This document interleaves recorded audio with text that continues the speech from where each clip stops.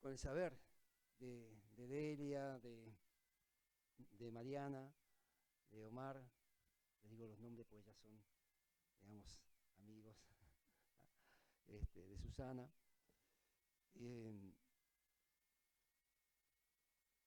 Es una responsabilidad que tenemos importante para todos nosotros y que vamos a tratar de llevarla adelante lo mejor posible. Es un camino que ya fue empezado. También debemos reconocer de que esto no es un camino que empezamos ahora, sino que vamos a continuar un camino que vino de antes, de quienes estuvieron trabajando en comisiones anteriores, que trabajaron, como vamos a ver, en cursos online, que trabajaron haciendo publicaciones, que trabajaron haciendo difusión en los hospitales, particularmente el otro José Minarrieta, que me acuerdo que estaba en todos los ateneos que se hacían en hospitales. Creo que es muy importante reconocer todo lo que se hizo antes, porque nosotros lo que vamos a hacer es continuar y tratar de darle la impronta que tenemos nosotros en este momento, debemos darle. Como lineamientos generales, hicimos, más allá de que hayan otros, pero quizás nos enfocamos más en estos, en promover actividades científicas de los comités de bioética, de investigación y asistenciales en sus propios hospitales y mutualistas. El tema de los comités de ética e investigaciones y promover las investigaciones desde la comisión. Se ha trabajado más desde el punto de vista en hospitales sobre lo que es la parte asistencial. Es mucho más fácil de trabajar en la parte asistencial. Pero la investigación es muy importante y lo tenemos también como una meta para trabajar en forma de promover que se hagan y que se hagan bien. Apoyar la inclusión de temas de bioética en las actividades de educación continuada de los integrantes del colegio. O sea, toda actividad en la que realice el colegio, estaría bueno de que pudiéramos participar de algún modo con los aspectos éticos que corresponde a esa actividad. Generar instancias abiertas de discusión sobre temas actuales con implicancias bioéticas. Hace poco concurrimos en una jornada que hubo en el sindicato médico, que era sobre eutanasia. Bueno, ese es un tema y hay muchos temas que son temas, digamos, que están al momento y también son temas que debemos encararlos en un momento. Continuar con los cursos online de bioética clínica. Se hizo un curso en el año 2016 que estuvo la doctora Yugarán Vespalí, estuvo Génoma, estuvo Raúl Lombardi, estuvo Delia, hasta acá nosotros. Es decir, hacer una segunda instancia en la cual habría que ver con el colegio médico cómo se instrumenta esto, pero creo que sería importante hacer una segunda instancia de ese curso online. La siguiente. Ah, de acá. Ahí está. Continuar con las publicaciones online, cuadernos de bioética, abordando temas no tratados en los tres publicados. Es decir, hay muchos temas para seguir tratando y consideramos que sería oportuno continuar con esto que son en forma digital, que llega a todos y es fácil leerlos y muy bueno aprovecharlos. Promover el conocimiento del decreto 158, que es reciente, es de junio de 2019, sobre investigación en seres humanos, en particular lo que tiene que ver con los protocolos de investigación y consentimiento informado. Creo que sobre estas cosas el colegio médico tiene que trabajar bastante. Trabajar en la difusión del conocimiento de ese decreto y de lo que son los protocolos de investigación. Los comités de ética de investigación no están para trancar investigaciones, sino que están para ayudar a que se hagan bien. Tiene la responsabilidad de proteger al vulnerable y en consecuencia el sujeto de investigación es importante, es fundamental su protección con estos protocolos y hay que hacerlos bien. O sea, sobre esto queremos trabajar y también trabajar sobre el consentimiento informado, que no es una instancia firmada en un papel en determinado momento, sino que es un proceso que lleva su tiempo y que requiere realmente buena información para que la decisión sea informada. Y apoyar el proceso tendiente a la recertificación médica, propendiendo a la inclusión de temas de bioética según corresponda. Creemos que es ético, justamente es ético, de que la prestación que hagamos en salud sea de la mejor calidad. Estar actualizados, cada uno en su especialidad, y tener en cuenta los aspectos éticos que corresponden a cada especialidad. La forma como hacerlo, creo que habría que buscar, de algún modo, llegar a buscar un consenso, quizás con aspectos mínimos fundamentales, pero arrancar con eso. Creo que es una labor que el Colegio Médico también debería tenerlo, que desde la Comisión de Bioética consideramos que es importante llevar adelante. Bueno, y por acá me quiero agradecer nuevamente que nos hayan permitido trabajar en esta comisión, y dejo la palabra entonces ahora para el doctor Omar Franza, que nos va a hablar sobre un tema que tiene un título largo y que nos va a hacer reflexionar justamente, ¿no?, en la bioética de reflexión.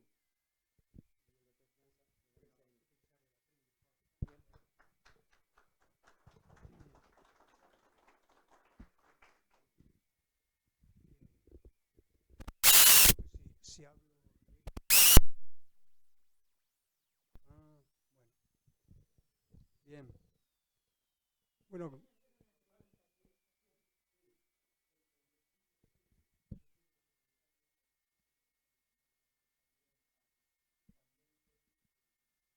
CEPREM del Colegio Médico. Estamos trabajando en lo que es la certificación médica voluntaria, en un proyecto que va a ser para todas aquellas disciplinas que quieran, porque todo va a ser totalmente voluntario en estos primeros pasos, y se van a tratar las competencias longitudinales correspondientes a cada disciplina, pero también van a haber 4 módulos de competencias transversales que son comunes a todas las disciplinas, donde la bioética va a tener un peso muy importante. Entonces ahí es donde creo que es el punto 7, el Colegio Médico a través de su Comisión de Educación Médica y el CEPREM va a buscar la recertificación, que se introduzcan contenidos vinculados a la bioética, y se está trabajando en eso. Perfecto, muchas gracias. ¿No? Por favor. Realmente sabíamos que algo se había estado haciendo, pero queremos dejar, digamos, este mensaje, ¿no?, de que consideramos muy importante todo esto, bueno, y llegar realmente a constituir que eso sea realidad. Eso es lo importante. Muchas gracias. empiezo. Bueno, considero un honor que mis compañeros de la Comisión de Bioética me hayan designado para dar inicio a las actividades académicas de nuestra comisión. El surgimiento del tema de esta conferencia fue parte de un proceso cognitivo, comunitario de nuestra comisión, donde empezamos a preguntarnos por aquellos asuntos de bioética que podían interesar a nuestros colegas. En ese proceso de interacción entre nosotros fue surgiendo poco a poco este tema, más como una pregunta que como una afirmación. Pero cuando formulé el tema no se me cruzó por la cabeza que me iban a pedir a mí que hablara del asunto. Fue una especie de trampa que me hicieron, pero bueno, acepté el desafío, ¿no? Tal como lo indica el afiche publicitario, el tema sugerido está entre signos de interrogación, y yo voy a referirme a él como si pisara sobre un tembladeral, no desde la evidencia empírica. Mi intento es menear el tema, como dicen los españoles, para aguzar el intelecto de todos nosotros y suscitar en este distinguido auditorio algunas reflexiones que puedan resultar interesantes y ojalá fecundas, ¿no? Hay 2 supuestos que subyacen a esta exposición, que está, como dije antes, enmarcada entre signos de interrogación. El primer supuesto es respecto a la empatía que debe haber entre médico y paciente. Empatía significa capacidad de sentir como siente el otro, y este primer supuesto es algo que podemos afirmar con cierta seguridad, que la empatía es esencial a la relación médico-paciente, que sin empatía la curación se enlentece, se dificulta o incluso se imposibilita, que la empatía es la que inicia y estimula el proceso cognitivo del médico cuando empieza a interrogar a su paciente, que la empatía es la que lleva al médico a suplir con su propia percepción cognitiva aquellas lagunas que el paciente no sabe expresar o no es consciente plenamente como para explicarse claramente, que la empatía es lo que lleva al médico a extremar los instrumentos necesarios para hacer un exacto y preciso diagnóstico porque ama y cuida y quiere proteger a su paciente como a un amigo, y que la empatía es la que le lleva al médico a extremar los mejores medios terapéuticos como para atenuar el dolor y sufrimiento de su paciente o para curarlo de sus dolencias porque se identifica con él en el sufrimiento y quiere evitárselo. Este es el primer presupuesto. El segundo presupuesto que va a estar presente en la charla constituye un hecho sobre el cual podemos conjeturar también con cierta seguridad, que es que el médico, además de la empatía, necesita estructuras materiales para que su empatía pueda transcurrir hacia un fin recto. Es decir, todo médico necesita estructuras físicas y temporales adecuadas para que su accionar pueda ser el que permita llevar a cabo la curación mediante una empatía solidaria. Solo si el médico dispone de un recinto de confidencialidad donde la transparencia del paciente pueda abrirse íntegramente, puede el médico canalizar su empatía y deseo de diagnosticar y tratar adecuadamente a su paciente.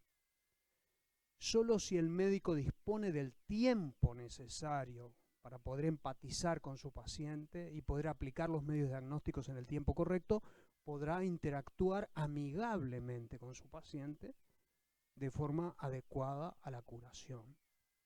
Por último, las estructuras físicas y temporales idóneas tienen que asegurarle al médico la disposición de los medios de tratamiento que su real saber y entender exige como necesarios para tratar a su paciente y a cada uno según lo que necesita. Ahora bien, estas dos certezas que acabo de mencionar son parte elemental y obvia de cualquier práctica médica. No estoy diciendo nada que no sea un patrimonio profundamente afincado en la práctica profesional de nuestros médicos y en nuestro país. Sin embargo, yo deseo dar un paso más en esta reflexión, una reflexión que no se basa en ninguna encuesta sociológica ni en la recopilación de casos particulares. En realidad, mi reflexión tiene como punto de partida rumores que circulan por doquier. Mi reflexión parte de los vulgares "se dice que". Quiero decirlo. ¿Y qué se dice? ¿Qué se rumorea con respecto a las nuevas generaciones de médicos en nuestro país? ¿Tiene fundamento que algunos sostengan que los profesionales de ahora son menos empáticos que los de otras generaciones? ¿Es creíble esa afirmación? ¿Se justifica que yo parta en mi reflexión ante este ilustre auditorio de rumores no comprobados y del vulgar y peligroso "se dice que"? Evidentemente, no se justificaría tal proceder intelectual si yo pretendiera afirmar que esos "se dice" son hechos comprobados. Lejos de mí cometer semejante torpeza.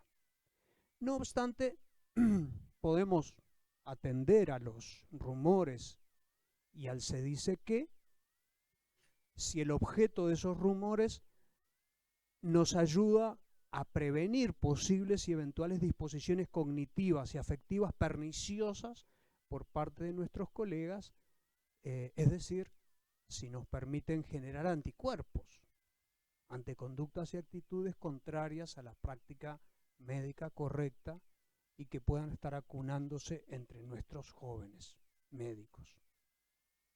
Por supuesto, esto supuesto, podemos preguntarnos, ahora, si las nuevas generaciones de médicos tienen una empatía bien configurada, como la tenían, creemos, nuestros maestros y profesores de épocas pasadas. Según una definición que yo encontré y que me pareció muy clara y pertinente, se dice, comillas, la empatía es la intención de comprender los sentimientos y emociones del otro, intentando experimentar de forma objetiva y racional lo que siente el otro que interactúa conmigo. Cuando un individuo consigue sentir el dolor o el sufrimiento de los demás poniéndose en su lugar, despierta el deseo de ayudar y actuar siguiendo los principios morales. La capacidad de ponerse en el lugar del otro, que se desarrolla a través de la empatía, ayuda a comprender mejor el comportamiento del otro en determinadas circunstancias y la forma como el otro toma sus decisiones. La persona empática se caracteriza por saber escuchar a los demás, entender sus problemas, emociones, genera placer, alegría y satisfacción en contacto con la otra persona. La empatía es una actitud positiva que permite establecer relaciones saludables, generando una mejor convivencia entre los individuos. Cierro comillas. De hecho, las profesiones de ayuda, y la medicina es una de ellas, en general se caracterizan las profesiones de ayuda por tener altas cotas de empatía. Por el contrario, la personalidad psicopática, la sociopática, el borderline, se caracteriza por carecer de empatía. El sociópata es incapaz de experimentar los sentimientos de sufrimiento, dolor, alegría que tiene el otro. La mayoría de las mentes criminales carece de empatía. Y lo mismo pasa con las personalidades autistas. Si bien todo ser humano tiene una empatía que podríamos decir connatural en su psiquismo, sabemos que la empatía también se educa. Esa educación empieza con nuestros padres. Se incrementa en la escuela y en el liceo cuando los adolescentes se identifican unos con otros, ¿no? En grupos de pares, y se perfecciona, o por el contrario se distorsiona en la vida universitaria. Pues bien, podemos preguntarnos sobre los estudiantes de medicina. Si esto es así, cabe que nos hagamos dos preguntas significativas al respecto. La primera es referido a las motivaciones de los jóvenes médicos de hoy. Detrás de la opción por la carrera de medicina que hacen nuestros jóvenes de hoy, ¿hay una actitud empática que estructura vertebralmente esa decisión? ¿O por el contrario, las decisiones de los nuevos estudiantes de medicina están fundadas en actitudes cognitivas afectivas de otro tipo que no son las empáticas? O dicho de otra manera, ¿se sienten las nuevas generaciones de médicos llamados a esta vocación por empatía a sus semejantes o por otros motivos menos altruistas y amistosos? Una pregunta. Podríamos decir 3 ejemplos para expresar lo que quiero decir, ¿no? Primer ejemplo, ¿cabe decir que aumente el número de jóvenes estudiantes de medicina que escogen la profesión porque pretenden emular el éxito económico que ven en algunos médicos que conocen? Todos somos testigos que médicos de gran parte del país, del interior del país, pronto empiezan a ejercer y tienen casas soberbias en su ciudad y compran campos y tienen una segunda casa en el este. Ser médico en el interior es sinónimo de un buen estándar económico. Los jóvenes podrían estar deseando imitar ese éxito económico y es eso lo que los lleva a tomar la decisión por la medicina. Sería como una primera interrogante. Una segunda, ¿cabe decirse que esté aumentando el número de jóvenes estudiantes de medicina que escogen esta profesión porque buscan llegar a la misma fama que detectan en los médicos o cirujanos que conforman empresas médicas exitosas en nuestro medio, a quienes ven a su vez como teniendo un muy buen estándar económico?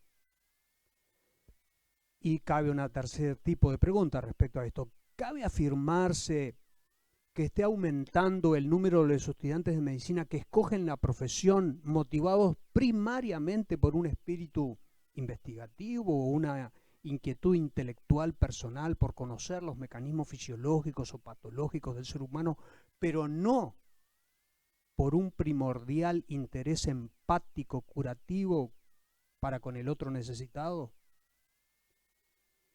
Si detrás de la opción de un número creciente de jóvenes estudiantes de medicina en el Uruguay está presente alguna de estas motivaciones como la dominante, es probable que ellos carezcan de la empatía suficiente como para mantener una relación de ayuda continuada y permanente con sus pacientes que sea amistosa y benevolente a lo largo de los muchos años de ejercicio profesional. El narcisismo ambiental de amplios sectores de nuestra juventud que anhelan éxitos inmediatos con un mínimo esfuerzo y sacrificio también podría estar incidiendo negativamente en la menor disposición empática de las nuevas generaciones de estudiantes de medicina. Pero dejemos por el momento el se dice o los rumores referente a cómo parecen estar motivados las nuevas generaciones de estudiantes de medicina. Y pasemos a una segunda pregunta referida a los docentes de medicina. Porque son los docentes los que tienen que enseñar a las nuevas generaciones de médicos. Y con respecto a estas nuevas generaciones de docentes de medicina, también podemos preguntarnos por su nivel de empatía. Ellos, los docentes, son los primeros responsables de incentivar la actitud amigable y empática de sus estudiantes. En ese sentido, podemos preguntarnos si los docentes de medicina de las facultades de medicina de nuestro país están incentivando la empatía como algo esencial en el buen actuar del médico y en su formación académica. Una vez que los candidatos a ser médicos llegan a nuestras aulas de medicina, ¿son animados a practicar una actitud amigable y solidaria con sus pacientes o por el contrario, estimulados a una actitud fría y cosificante del otro que está frente a mí? De hecho, la formación de la empatía que empieza en el hogar familiar puede reforzarse o congelarse con una actitud docente inadecuada en nuestras facultades de medicina. Todos somos testigos de los grandes maestros y profesores de medicina que hemos tenido. Acabamos de tener un homenaje a 3 grandes de nuestra medicina. Y cualquiera de nosotros es capaz de contar numerosas anécdotas en las que se muestran fehacientemente cómo hemos aprendido de las actitudes que vimos en el ejercicio de nuestros maestros docentes. Nos gusta contar cuánto nos inspiramos en su sentido empático, en su humanidad, su generosidad, su altruismo. Los admiramos y nos enorgullece haberlos tenido como docentes. Ahora, ¿sigue siendo así la relación docente-alumno en nuestras facultades de medicina? La relación docente-alumno tal como se está dando en nuestras facultades, ¿permite el contagio de la empatía durante el proceso de formación de los estudiantes de medicina de hoy? ¿O por el contrario, tienen nuestros docentes un espíritu tecnócrata, preocupados por brillar a causa de la rapidez de su inteligencia, de su sagacidad diagnóstica o de su fama de investigadores? Para poner un ejemplo paradigmático, podríamos preguntarnos, ¿el modelo de médico que se está incentivando en nuestras facultades de medicina es el modelo del Dr. House, el modelo de Luis Pasteur o el modelo del viejo y venerado Hipócrates? No sabemos. ¿Cuál es el perfil docente que predomina en nuestras actuales facultades de medicina? ¿Son docentes humildes o soberbios? ¿Son docentes serviciales o egoístas? ¿Son docentes acogedores o distantes? ¿Son docentes respetuosos o disruptivos? ¿Son docentes dialogantes o autoritarios? ¿Son docentes narcisistas o empáticos? ¿Son docentes benevolentes o indiferentes? ¿Qué tipo de modelo de conducta están inspirando esos docentes a nuestros estudiantes, futuros colegas y médicos?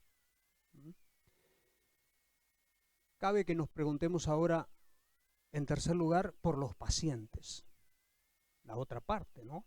La tercera, el otro extremo de la relación clínica es el paciente. Podemos decir que no solo el médico tiene que tener empatía por su paciente. También el paciente debe sentir que empatiza con su médico y con su esfuerzo por curarlo. más aún, solo los pacientes que empatizan con el buen intento del médico de curarlo son los que se sienten movidos a colaborar con el profesional a todos los efectos, y son esos pacientes que empatizan con su médico los que se sienten comprometidos firmemente con el esfuerzo clínico de su médico y aseguran así el mejor éxito terapéutico. Es decir, que para que haya curación no solo es imprescindible la empatía del médico para con el paciente, sino que a la inversa también es igualmente importante y fundamental la empatía del paciente para con su médico. Y si antes nos preguntábamos por cómo es la actitud empática de los nuevos profesionales de la medicina, ahora nos podemos preguntar sobre cómo son las nuevas generaciones de pacientes. Se dice que parecen ser más celosos de sus derechos y defensores de su bienestar individual. Se rumorea que los pacientes de hoy son más conscientes de que el médico es falible y defectuoso en su accionar, como cualquier otro ser humano. Se dice que los pacientes de hoy son hijos de una sociedad hipercomunicada y que han oído muchos relatos de malpraxis médica, que abundan esos relatos de mala praxis por internet y por los informativos de los medios. Por todo eso se dice que los pacientes de hoy están dispuestos a exigir un trato respetuoso y atento de su médico, a exigir ser escuchado y a que se les explique pormenorizadamente los aspectos de su patología que necesitan entender. Los pacientes de hoy parecen tener un espíritu tecnocrático y exigen eficacia y eficiencia por parte del médico en su acción curativa y terapéutica. Los pacientes jubilados tienen tiempo para perder, pero los que trabajan son pacientes celosos de su tiempo y consideran un sinsentido gastarlo en trámites o burocracias clínicas. Se dice que los pacientes de hoy tienen cada vez más sentido crítico y están dispuestos a cambiar de médico todas las veces que sea necesario para sentirse bien tratados y respetados en lo que a ellos les interesa. Se rumorea que los pacientes de hoy son menos tolerantes con los errores de los médicos y más dispuestos a entablar pleitos para defender sus derechos agredidos. Incluso podríamos decir que la menor empatía que hoy hay en los pacientes hacia los médicos es la que está detrás de las agresiones físicas y verbales que aquí o allí se repiten a lo largo y ancho del país.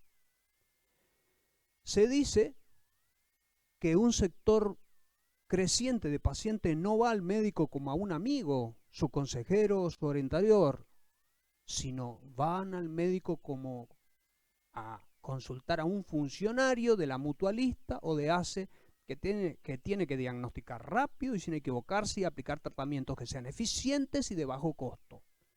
Los pacientes de hoy parecen ser celosos de sus intereses individualistas y exigirían un médico que satisfaga su necesidad de ser buenos clientes de salud. Podemos seguir avanzando en nuestra reflexión en una cuarta pregunta referida al encuadre clínico. Queremos preguntarnos si en el ejercicio actual de la profesión el médico tiene las estructuras de plausibilidad para que esa disposición empática imprescindible en el ejercicio de la profesión pueda reforzarse, incrementarse o mantenerse, o por el contrario, si las estructuras de atención médica tienden a fosilizarse o a esclerosar la empatía del médico, convirtiéndolo en un mero funcionario de una estructura perversa. Perversas serían las estructuras que tanto física como temporalmente atentan contra la dualidad empática fundamental en la relación médico-paciente. Sería una estructura perversa porque desvía su finalidad primordial, echa por tierra o menoscaba la mutua relación empática y el proceso amistoso entre paciente y médico. Un sistema o encuadre estructural empático es aquel que asegura las condiciones físicas para la confidencialidad empática y para que se genere la ida y vuelta de corrientes amigables desde el médico al paciente y desde el paciente hacia su médico. es parte esencial de un buen sistema empático el tener tiempo suficiente como para que esa mutua interacción pueda desarrollarse y mantenerse en el tiempo. ¿Sucede así en la actual estructura del sistema uruguayo de salud? ¿Se favorece el tiempo y la dedicación para que florezca la mutua empatía entre médicos y pacientes? Y así como antes aludíamos a la empatía del médico y a la empatía de los pacientes hacia su médico, ahora que estamos reflexionando sobre los elementos estructurales necesarios para sostener un sistema empático en la práctica médica, no podemos dejar de tener en cuenta a los agentes de la burocracia institucional en la salud uruguaya. ¿Cómo son los administradores de salud de hoy? ¿Tienen los administradores de salud de hoy, que son médicos, tienen empatía hacia los usuarios de las instituciones de salud y se ponen dentro de la piel de los usuarios para intentar resolver las condiciones físicas y temporales que son el encuadre clínico a fin de que la circulación mutua de la empatía entre los médicos y los pacientes sea adecuada? Se dice, se rumorea que la formación de los administradores de salud está impregnada por un espíritu tecnocrático empresarial que da prioridad al ahorro de recursos materiales. Si fuera cierto ese rumor, no parece que esa formación del administrador de salud sea la mejor para generar un sistema estructural que sostenga la empatía en la comunicación clínica. ¿Hay algo de cierto en estos rumores o son un prejuicio sin fundamento? Dicho todo lo anterior, voy acercándome ya al final. Algunas reflexiones finales que puedan suscitar comentarios fecundos en ustedes, ustedes que asisten a esta elucubración basada en lo se dice y basada en los rumores sin suficiente comprobación empírica. En primer lugar, debemos decir que la pregunta que motivó esta charla no tiene una respuesta desde nuestra perspectiva, porque no tenemos ninguna base empírica para contestarla. Pero podemos dar algún que otro paso en nuestra reflexión y ponernos en el interior del tema para preguntarnos un poquito más. ¿Es cierto lo que se dice, que las nuevas generaciones de médicos tienen menos empatía? ¿O es que su empatía tropieza y se da de frente con sistemas de comunicación o estructuras clínicas que atentan contra su empatía y atentan contra el surgimiento y la permanencia de un nivel empático compatible con una curación amigable y eficaz de los pacientes? Podríamos preguntarnos del otro punto de vista. ¿Son las estructuras asistenciales actuales las principales responsables de inhibir o menoscabar la disposición empática de las nuevas generaciones de estudiantes, de profesionales? ¿O son los pacientes, o son los administradores de salud, o son los médicos los que se comportan con baja empatía y amistad los unos respecto a los otros, independientemente de cuáles sean las condiciones materiales del vínculo o del encuadre clínico? ¿Cuál sería la respuesta? Consiguientemente, podemos reflexionar respecto a cuál es el papel del Consejo de Médicos del Uruguay en relación a las dos columnas que centraron nuestra charla. ¿Qué objetivo debe tener como prioritario el CMU? Deberá ser atender y cuidar la educación del espíritu empático de los profesionales, especialmente de las nuevas generaciones que están formando nuestras facultades de medicina. ¿O por el contrario, deberá ser prioritario para el CMU atender y corregir las estructuras de encuentro clínico para que este encuadre pueda sostener un sistema de comunicación empático y de inhibir la indiferencia empática?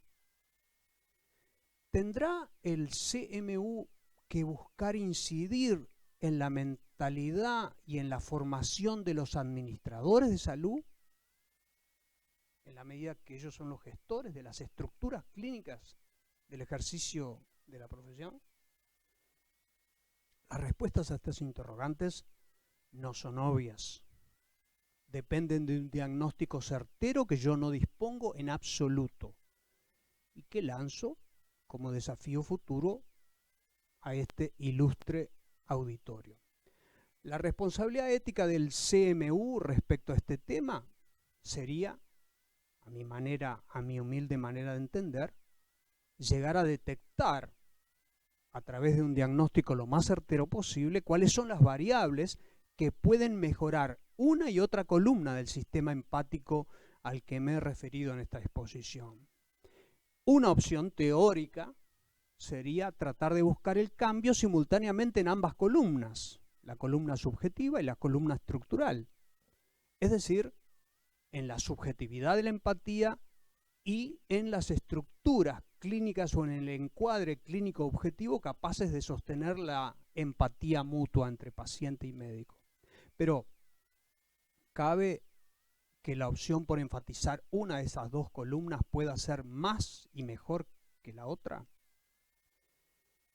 Podríamos preguntarnos de otra manera, ¿es el cambio del corazón del médico, del corazón de los docentes, de los administradores de salud, perspectiva subjetiva, lo que hará en el largo plazo que las estructuras clínicas inadecuadas se vean cuestionadas, desacreditadas y finalmente cambien? O, por el contrario, ¿es el cambio de las estructuras clínicas de atención a los pacientes, perspectiva objetiva, lo primero que habría que cambiar para que luego cambie el corazón de los médicos, el corazón de los docentes, el corazón de los administradores de salud? Finalmente, ¿serán los mismos pacientes los que provoquen y fuercen a que los médicos nos comportemos con amistad y empatía, con respeto y afecto, con benevolencia y humildad, generando en nosotros el cambio de nuestras mentalidades y conductas? Desde mi perspectiva de creyente me animo a decirle que esto solo Dios lo sabe, porque yo no. Por mi parte, solo me queda agradecerles a ustedes por haber tenido la deferencia de escuchar el eco que he tratado de hacer de rumores y maledicencias que revolotean por aquí y por allí. Pido disculpas por haber cargado sobre vuestras conciencias con el peso de preguntas que solo Dios puede responder. Espero que no me tiren con piedras. Y a partir de este momento queda abierto un tiempo amplio para que ustedes reaccionen y comenten estas divagaciones que acabo de hacer entre ustedes y estoy ansioso por escuchar los comentarios. Gracias.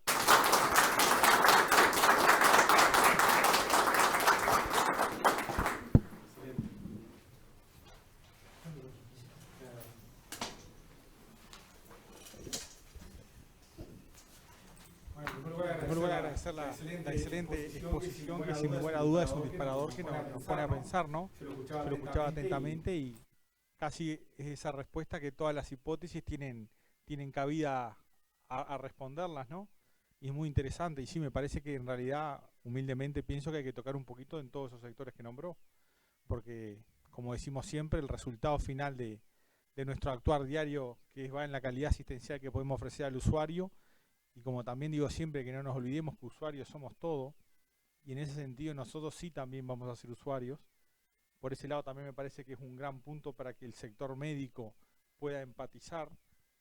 Yo hace poquito, no mucho, utilicé el sistema como usuario y capaz que me permití tomar esa posición y sin ningún tipo de duda hizo un clic también interno en mí y cambió a pocos años de haberme recibido y de ser médico. Y me parece que eso es lo que tenemos que hacer siempre también, ¿no?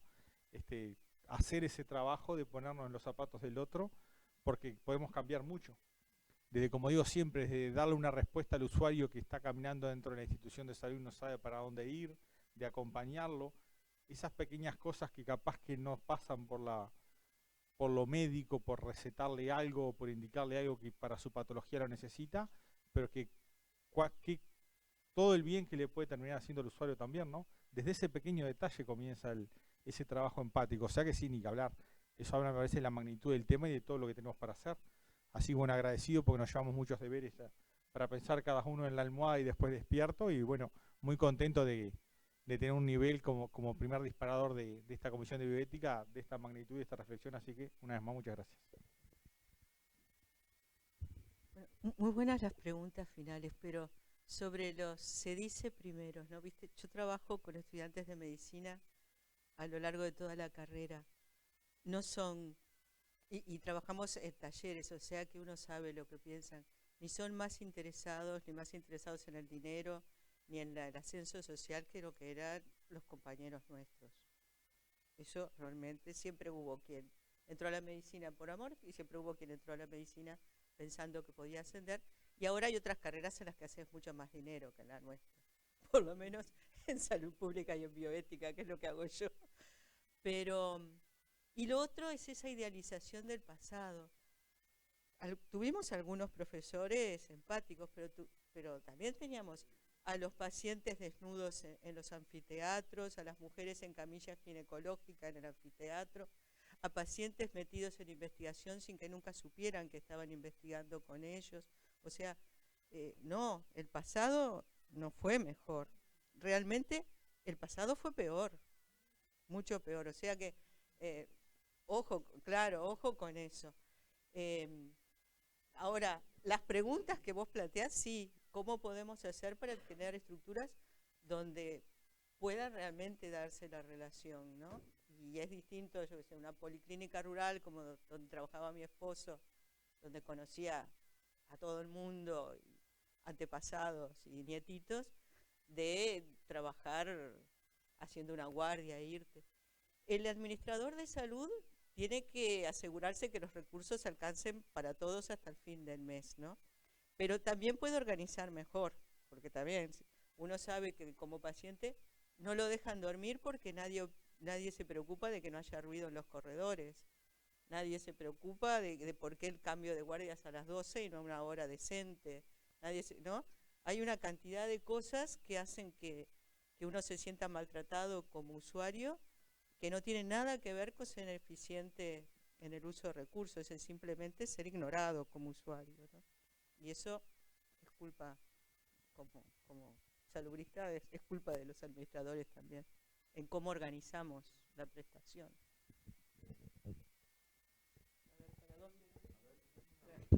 Apoyo totalmente lo que has dicho. Como docente tengo esa misma vivencia. Además, nosotros no podemos responsabilizar tanto a los jóvenes, porque son nuestros hijos o los hijos de nuestros amigos o nuestros nietos, y tratamos de que fueran mejor que nosotros.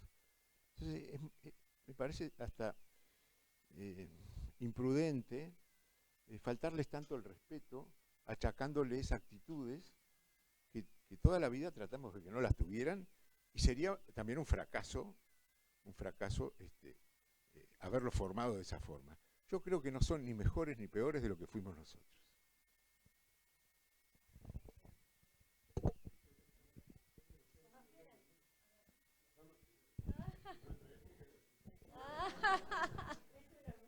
Eso era bueno. Bueno, podía ser malo también. Bueno, yo solo quería agradecerles, no va a ser tanto referido a la charla lo que voy a decir, pero agradecerles la oportunidad que me están dando de poder incorporarme a una comisión que por esencia debe ser interdisciplinaria, y felicito en eso al Colegio Médico. He tenido otras experiencias en la Facultad de Medicina y en otros lugares que también he integrado comisiones. Para mí es muy importante que esta comisión tenga como cometido la docencia, por cuestiones que bueno, ya he explicado, y la difusión, y bueno, los temas de recertificación educación y todo eso van en consonancia, la promoción, la difusión. Así que mi reconocimiento a las autoridades del Colegio Médico, a todo el colectivo, que representan a miles de profesionales del país. Mi agradecimiento a Luis, que también es el mentor de esta nueva. Y siempre es como todo, ¿no? Las mujeres que estamos acá nos apoyamos en los hombros de otras que estuvieron o no estuvieron, y esta comisión se apoyará en los hombros de las anteriores. Con respecto a la conferencia de mi colega, pero igual, el doctor Franza, quería decir que realmente me resultó muy interesante. Lo debimos haber llevado a Facultad de Derecho porque nos dio el cierre perfecto para todo lo que hoy hicimos con el grupo Esculapio que presentamos en una clase. Después les explicamos un poco más. Fue perfecto, pero me hizo reflexionar, y por eso quiero destacar la importancia de la interdisciplinariedad, que todo lo que estaba escuchando era trasladable a la profesión de abogados que yo represento. Creo que soy la única abogada acá, ¿no? Pero esa empatía es un gran desafío, la estructura nos mata, hay muchísimas cosas que pienso que en lo que es el concepto de universidad está atrás mucho de los conceptos que tú has dicho, y realmente lo valoro como una reflexión profunda que deberían escuchar muchos de mis colegas para afinar algunos tipos de miradas que no tienen nada que ver con un denominador común, que es el respeto de la condición humana. Así que nada más que eso. Gracias.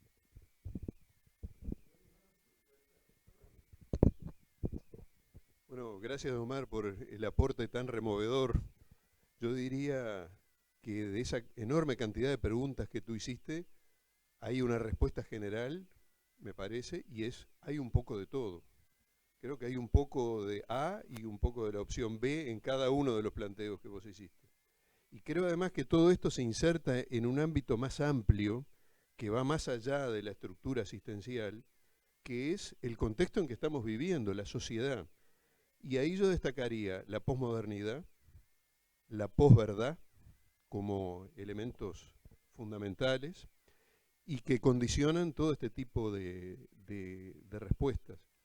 Y que uno tiene tendencia a contestar de una manera simplista o reduccionista, cuando además estamos inmersos en una sociedad enormemente compleja, de la cual el sistema asistencial es también una estructura enormemente compleja. Es incomparable esta estructura que estamos viviendo ahora con la del médico que nos atendía a nosotros cuando éramos niños y que tenía el consultorio en su casa y que tenía su estetoscopio y poca cosa más. Entonces todo eso da un entorno de dificultad donde estas preguntas y estas respuestas se potencian. En aras de dar algún dato positivo a todos esos planteos que vos te haces y que todos nos hemos hecho en algún momento, hay uno de los grupos en este momento que están haciendo el curso opcional de humanismo médico, que es uno de los esfuerzos que está haciendo la facultad para incursionar en ese aspecto de empatía y donde se les insiste mucho en esos conceptos, que tomaron como tema monográfico estudiar, Hugo lo sabe, qué tan humanistas son las generaciones de estudiantes de medicina que están cursando en este momento el CICLIPA a nivel de clínica quirúrgica. Entonces hicieron un cuestionario muy amplio, muy completo, que fue muy asesorado, donde entrevistaron a más de 100 y pico de estudiantes de medicina y obtuvieron datos que a veces son sorprendentes, ¿no? Por ejemplo, se les preguntaba qué preferirían, si un médico que fuera perfecto en su tratamiento, en su diagnóstico, en su tratamiento, pero poco empático, y uno que no supiera tanto, que supiera poco, pero fuera muy empático. Y eso surge un poco de la dicotomía de plantearlo en términos casi maniqueos, el problema, es decir, o sos A o sos B, cuando en realidad hay que ser A y B. Y un enorme porcentaje contestaba que no le importaba que el médico supiera mucho, pero que fuera amistoso con él. Milton Massa, que es uno de mis mentores de pensamiento, plantea un ejemplo parecido. Dice, si a usted lo ponen ante una circunstancia de un robot que le va a operar una determinada patología y tiene 100% eficacia, y un médico muy cariñoso y empático pero que tiene 95%, ¿qué elegiría usted? y entonces tenemos que rasgarnos las vestiduras y decir qué es lo que preferiríamos, ¿no?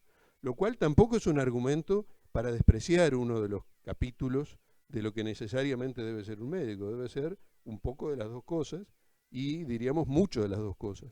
Creo que este trabajo de investigación en bioética es realmente señero en nuestro medio. No hay mucha investigación de campo en bioética y yo ya les aconsejé a los muchachos que lo pulan, que lo perfeccionen y que lo eleven a algún nivel de difusión y de presentación, porque es un trabajo muy meritorio, ¿no? Ellos ya están procesando los datos y creo que va a dar mucha información en el sentido de lo que dice o se dice que planteabas vos, Omar. Muchas gracias. Yo quería, bueno, fue muy ilustrativa toda la charla, pero yo quería decir alguna cosa porque al principio Franza decía que la empatía crece o se ve crecer desde la familia a lo largo de la vida y un médico debe de crecer en su empatía a lo largo de la vida. Pero quería advertir sobre el peligro del decrecimiento de la empatía a lo largo de los años por la naturalización de hechos que vamos viendo. Yo recuerdo que estábamos hablando hace muchos años, capaz que ahora cambió mucho. Yo fui interno de la colonia Chepare. No entendía cómo la Sociedad de Psiquiatría, la Facultad de Medicina, el Ministerio de Salud Pública toleraba aquello de que era la colonia Chepare. Era una cosa, para mí me parecía vergonzante. Pero también asistían ahí otros médicos a quienes conocía que humanamente, me acuerdo del doctor Omar Castro, por ejemplo, que hacía guardia con los otros, que humanamente eran muy sensibles a todas estas cosas, que igual lo toleraban. Era aquello como hacen los alergistas de la desensibilización a pequeñas dosis, a la berrelca, como se llama. Entonces, ¿qué pasa? Uno se empieza a acostumbrar a ver eso, y esto siempre fue así. Esto toda la vida lo conocí así, esto no puede cambiar. Entonces yo creo que, sobre todo, a nivel de los tres actores, que era el paciente, el médico y el docente, y el sistema, creo que lo que no tenemos que tolerar son las cosas que sigan igual. Que si no hay un poco de lucha, de rebeldía, de denuncia, de intervención, las cosas no cambian. Estos estudiantes decían, uno de ellos, que un porcentaje alto habían sido destratados por sus docentes. Habían sido destratados por sus docentes. Por eso. Entonces, quiere decir que si esos estudiantes se conforman con que sean destratados por sus docentes, van a seguir destratados siempre. Pero si hay una pequeña lucha, si hay una pequeña rebeldía, si hay una denuncia de eso, no me hablo de la denuncia escandalosa, pero algo que mueva a que eso cambie, no va a cambiar. Si nadie le parece que es imposible aquello que da la colonia Chepare, por suerte creo que está cerrado ya, o casi nada, no va a cambiar si alguien no se pone en la pelea por cambiarlo. Entonces yo lo que digo es que todas estas cosas que van en detrimento de la empatía progresiva y la hace regresiva, va a cambiar desde el momento que se luche para eso. Solo no va a cambiar porque se naturaliza.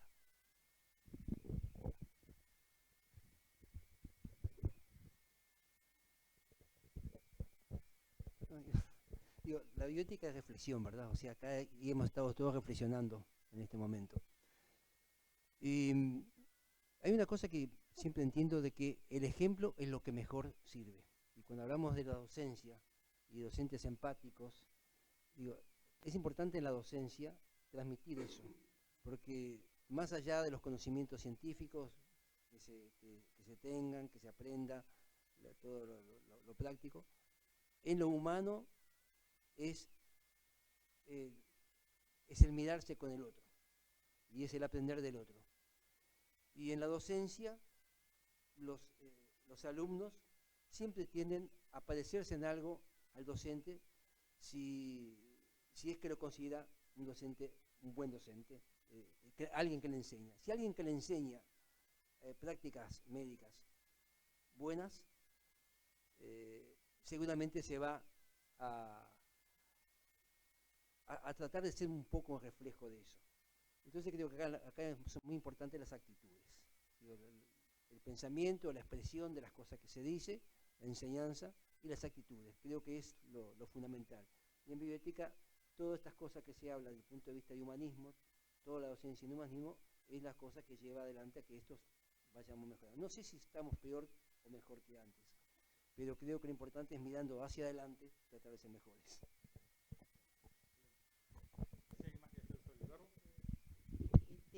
Apoyando lo que dice Geuss, funciona o si es necesario.